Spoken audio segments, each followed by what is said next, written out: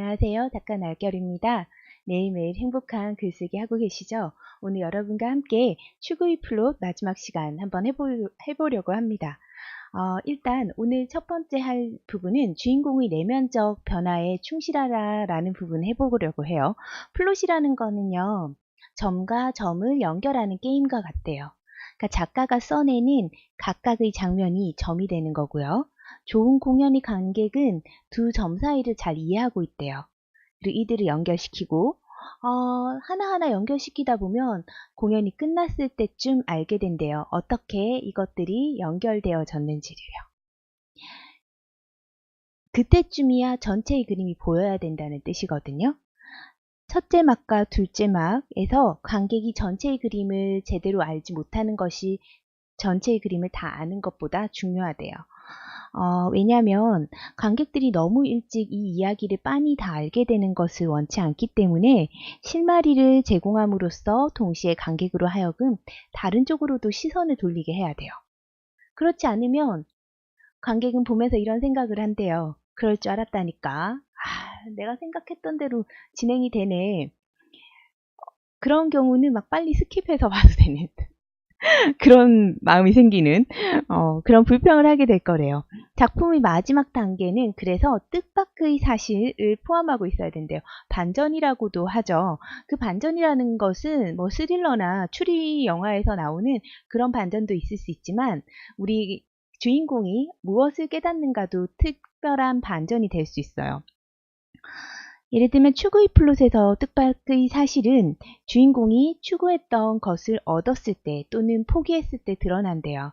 이런 종류의 플롯에서 목적을 달성한 순간부터 전개 과정이 복잡해지는 사건이 추가로 발생하는 것은 당연한 거래요. 세상은 주인공이 바라는 대로 돌아가지 않을 때도 있고 주인공이 공을 들여서 추구하던 것이 정말로 원하는 게 아닐 때도 있대요. 그러나 분명하게도 뜻밖의 사실로 인한 깨달음의 순간이 있는데요. 추구의 의미와 본질을 통해서 주인공은 다름 아닌 자각을 얻는 거예요. 그러면 어떤 깨달음을 얻게 되느냐가 정말 중요하잖아요. 그죠?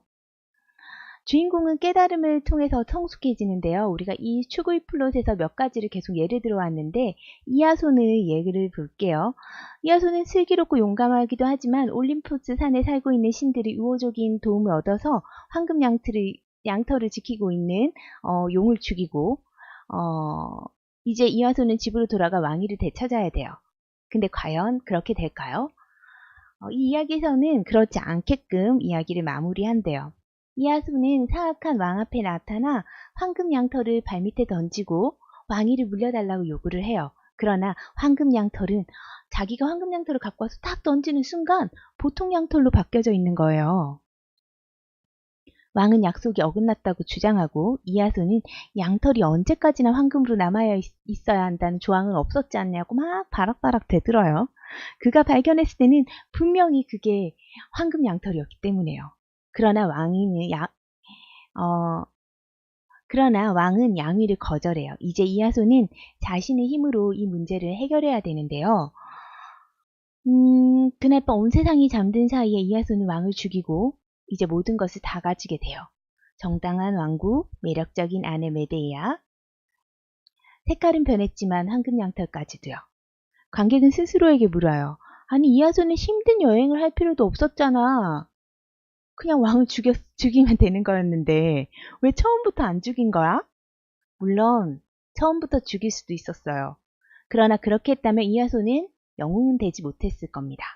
왜냐하면 이 이야기는 이하손이 왕관을 물려받느냐 아니냐 이야기가 아니라 이하손이란 사람이 어떤 영웅인가, 어떤 영웅으로 커가는지를 우리에게 보여주는 이야기라는 거죠. 그런 것들이 바로 추구의 플롯이라는 거예요. 옛날부터 전해도는 이야기들에서 젊은 소년이나 소녀는 무엇인가를 찾으러 세상 밖으로 나가게 되고요. 멀리 집을 떠나 바깥 세상과 접촉함으로써 어른으로서 성장하는 데 필요한 교훈을 배워요. 이하손은 왕이 되기 위한 교훈을 얻은 거죠. 우리가 예를 들었던 이야기 하나 더 나눠볼게요. 도로시도 마찬가지로 성숙해져요. 그녀는 여왕이 되기 위해서 여행을 떠난 것이 아니에요. 그저 어른이 되기 위해서 떠나죠. 그녀 친구들도 전부 다 인간이 되기 위해 두뇌, 가슴, 용기를 찾아서 여행을 막 떠나는데요. 도로시는 서쪽에 사는 사악한 마녀에 대항해서 승리한 뒤에 친구들과 함께 영험한 영험 있어 보이는 마술사를 만나고 그들을 도와주겠다고 마술사는 약속을 하죠. 근데 마술사는 그 약속을 지키기는커녕 거드름을 피우는 늙은 허풍선으로 변해버려요. 하지만 카니발에서 마블 교수님처럼 보였던 마법사는 도로시와 친구들이 마녀의 소나기에서 벗어난 것을 증거로 들며 이미 그들은 원하는 바를 이루었다고 이야기하는 거예요. 도로시를 빼고 오즈에 묶여있는 사람들은 집에 가지 못해요. 마법사는 도로시에게 뜨거운 공기로 가득 찬 풍선을 태워서 집에 보내주겠다고 약속을 하지만 풍선이 그냥 날아가 버리는 통에 계획은 또 무산되고 말아요. 결국 답은 풍선도 아니고 마법사가 보내주는 무엇도 아니고 단 하나였어요. 뭐냐면 그녀가 말해야 되는 것은 집처럼 편한 곳은 없다라고 말하는 것이었대요. 오직 그 주문을 한 후에 그녀는 갑자기 캔자스의 집으로 돌아와 있고요. 엠 아주머니와 헨리 아저씨가 내려다보는 가운데 침대에 누워 있어요. 진정한 행복이란 바로 자기 집 뒷마당에 있다는 깨달음을 암시한다는 주문으로 대변된대요. 길가메시도 우리가 계속 예를 들었는데요. 길가드메시도 마찬가지로 장미를 구하려 애쓰지만 사악한 뱀이 길가메시가 생명의 비밀은 죽음의 물을 먹고 다니는 장미에 있다는 얘기를 듣고 장미를 찾아서 막 헤매지만 장미를 구하려는 순간 사악한 뱀이 장미를 먹어버려요. 그는 마음의 상처를 입고 쓰라린 가슴을 부여잡은 채 외롭게 집으로 돌아와서 마지막으로 신들에게 간구해요. 결국 신들 가운데 하나가 그를 불쌍히 여겨 죽은 친구를 만나게 해주죠. 엔키드는 길가메시에게 벌레들이 들끓는 태만하고 실망스러운 죽음 후의 삶에 대해서 일러줘요. 길가메시는 이를 마땅히 겪어야 할 운명으로 받아들이고 자기 왕국으로 돌아가 자기도 죽어야 되는 존재임을 처음으로 깨닫게 돼요. 돈키호테도 역시 마음의 상처를 입고 집으로 돌아오죠. 길가메시처럼 그 또한 추구의 대상을 찾지 못해요. 마침내 그는 자신이 둘러싼 험한 세상 속에서 주저앉고 말죠. 이처럼 추구의 플롯에서 주인공들은 이야기 클라이막스에 올라선 것처럼 그 과정에서 전개된 현실 역시 목격할 수 있게 돼요. 작가는 이처럼 교훈을 거부하는 등장인물을 창조해내거나 그것을 받아들임으로써 배움을 얻는 인물을 만들어내요. 이 추구의 플롯에서 앞가든 예를 봤듯이 내가 원하는 것을 반드시 얻는 것만이 추구의 결과물이 돼서는 안 된다는 거예요. 그러면 이렇게 생각할 수 있는 것 같아요. 추구의 플롯을 할 때 이거 찾는 게 이것을 찾는다는 것은 하나의 도구일 뿐이고 우리 주인공이 자신의 인생에서 어떤 교훈을 얻어야 되는지를 먼저 정하셔야 될 것 같아요. 사실 요즘 이런 생각들을 많이 하거든요. 아이템이 먼저인가? 캐릭터가 이렇게 무언가를 찾아 헤매는 그런 철학적인 부분이 먼저인가? 근데 제가 경험한 바로는 지금까지 제 생각으로는 모르겠어요. 또 한참 지나서 정말 많은 작품을 써보면 어떻게 될지 모르겠지만 한국형 시나리오에 있어서는 인간미가 없으면 안 되는 것 같아요. 인간미가 없으면 안 된다는 것은 뭐냐면 단지 아이템만으로 관심을 끌기가 힘들다는 거죠.